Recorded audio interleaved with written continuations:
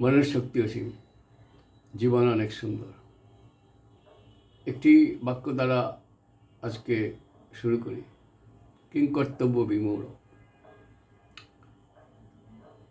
যারা বাংলা পড়েছি তারা সবাই জানি বাক্যটার অর্থ, অর্থাৎ কোনো সিদ্ধান্ত নিতে না পারা, কী করতে হবে বুঝতে না পারা।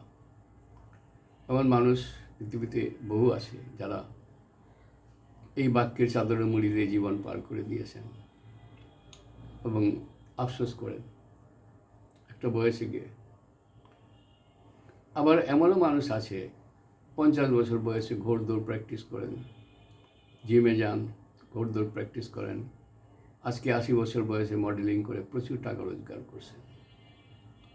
অতএব বয়স একটা সংখ্যা মাত্র। যে কোনো বয়সে মানুষ যে কোনো পজিটিভ সিদ্ধান্ত নিতে পারে, জীবন বদলে ফেলতে পারে।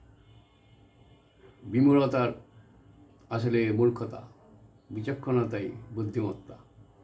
যে কোনো বয়সে একটা পজিটিভ বা ইতিবাচক সিদ্ধান্ত নিয়ে জীবনকে বদলে ফেলা সম্ভব এবং খুবই সম্ভব। আসুন সিদ্ধান্ত নেই, জীবন বদলে ফেলি। জীবন অনেক সুন্দর। ভালো থাকবেন সবসময়।